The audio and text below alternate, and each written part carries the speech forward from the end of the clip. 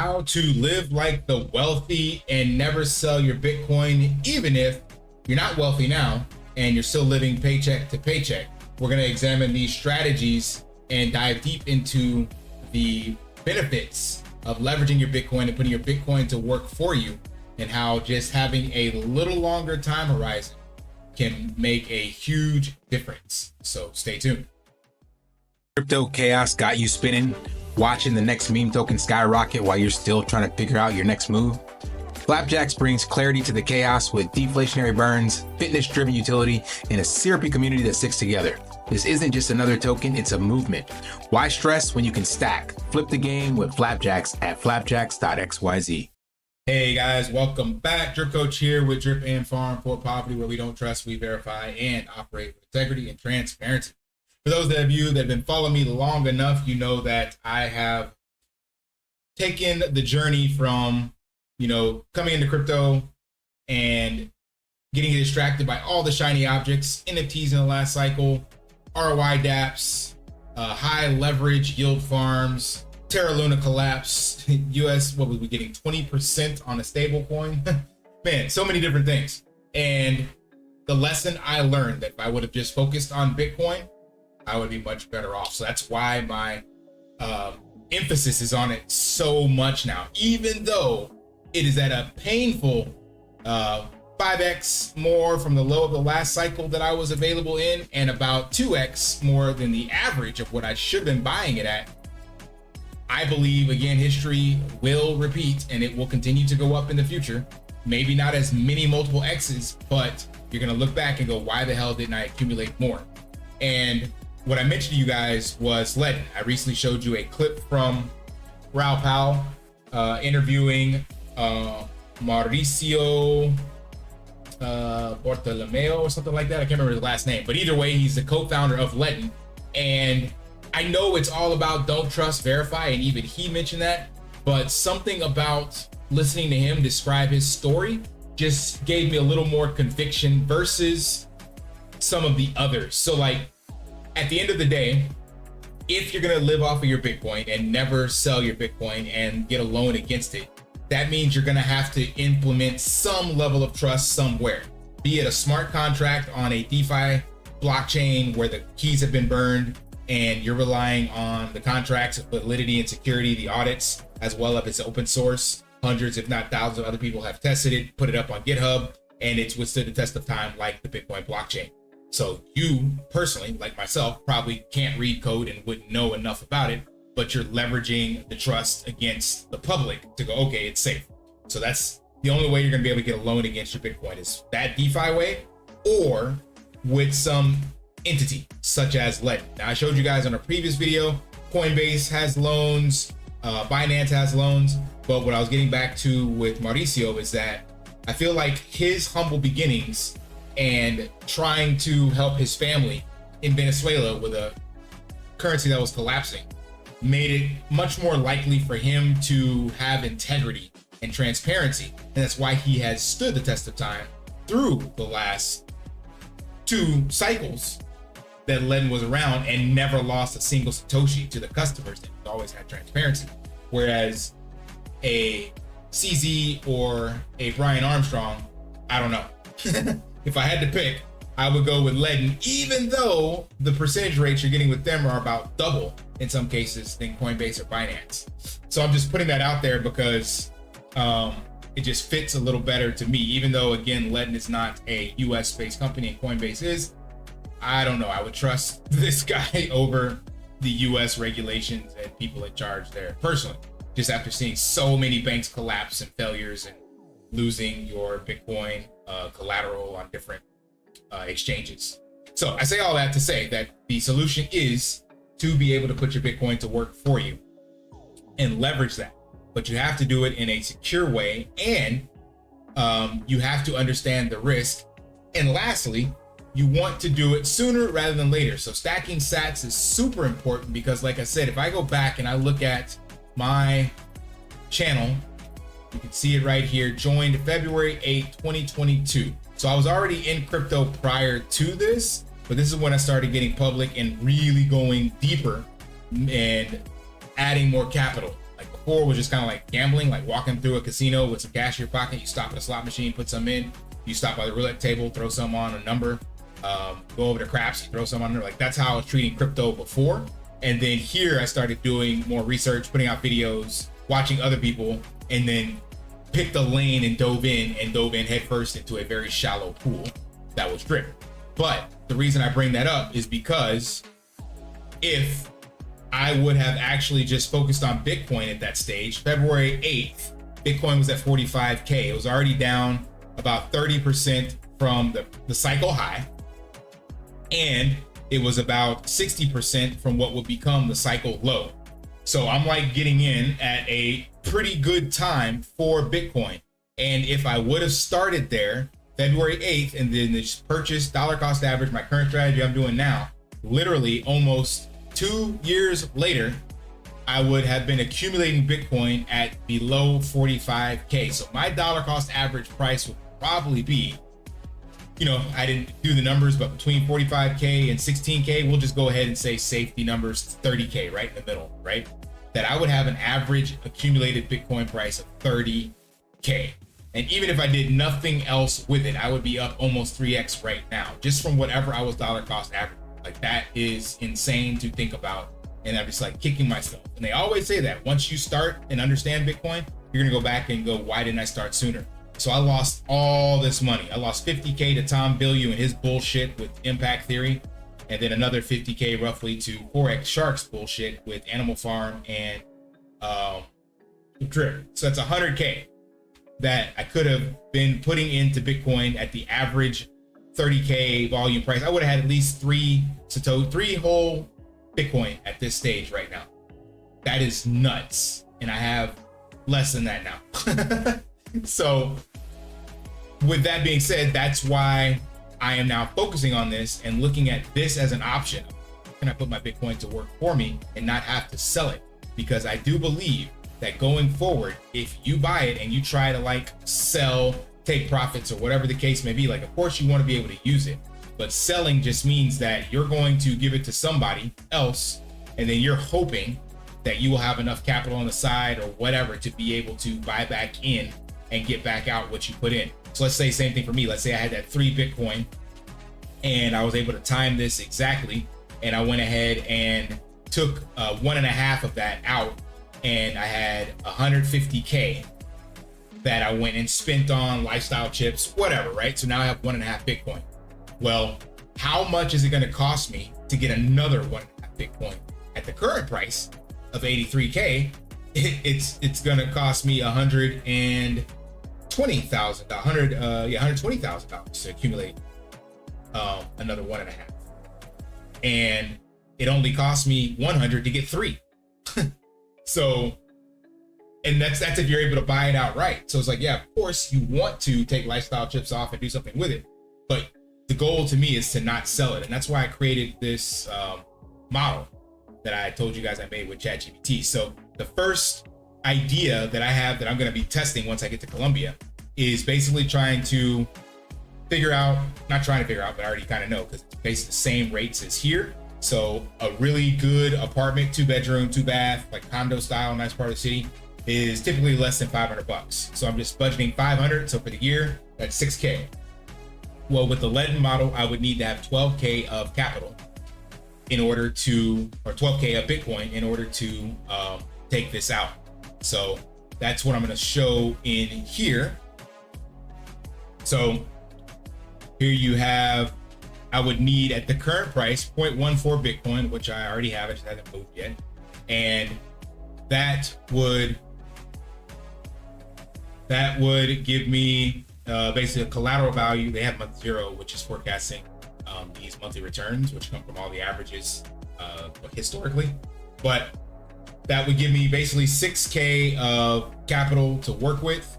And then it has the BTC balance that I use, the collateral value, and the loan balance. Let's make this bigger and zoom in here so it's easier to see. So the percent change is right now an estimate. Like there's no way to guarantee this is what's going to happen. But I did gather the historic data of Bitcoin, run some averages, then do a Monte Carlo simulation, as well as kind of a inflated version of what could potentially happen going forward. And like this chart shows you the historic quarterly returns for the last 12 years of Bitcoin. So quarter one, 51%, quarter two, 25, quarter three, the lowest is 6, and quarter four is 85. So that counts the bear markets and the bull markets. And when you average this out together, you get 41%. And listening to Michael Saylor and some other smarter people, they're talking about basically that it will get less and less volatile, which makes perfect sense. The more capital that comes in, the more mature the network, the more people, then the less swings you'll have. So this could very well go to, 25, 30% annual kind of fixed. If the S&P is sitting at 10, this is a much more robust system on top of that. So 25, 30 makes a lot of sense to me, even if you're going a humble at 20%. 20% means that your assets will go at 25 just because LET is 12.4. That means your assets are growing twice as much as your debt.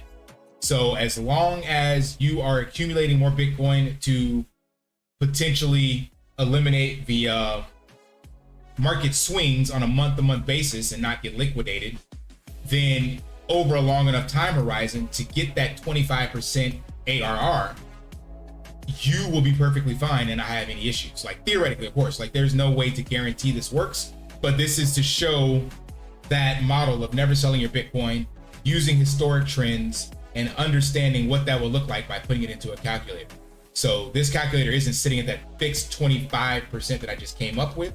It's using the historic averages month after month for a whole year. So what this allows you to do is see what your loan balance would be as the interest is added. And remember, with LET, you don't have to actually pay the interest on the loan. You pay it at the end. And it shows you here your liquidation risk based off of whatever the market value of Bitcoin is at that time.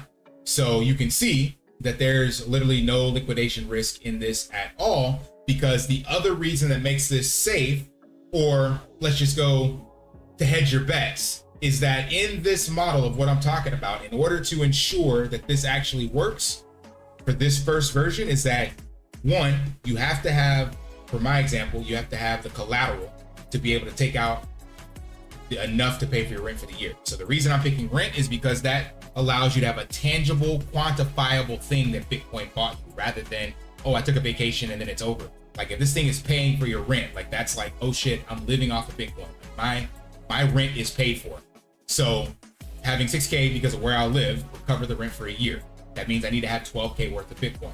However, the way that makes this secure, like I was saying, is that means for that 12 months, the $500 you're supposed to spend on rent, you use to buy more Bitcoin each month. That means you are lowering the LTV of your loan and increasing your overall value in the portfolio. So like that's what this does here. We'll put this at 25%.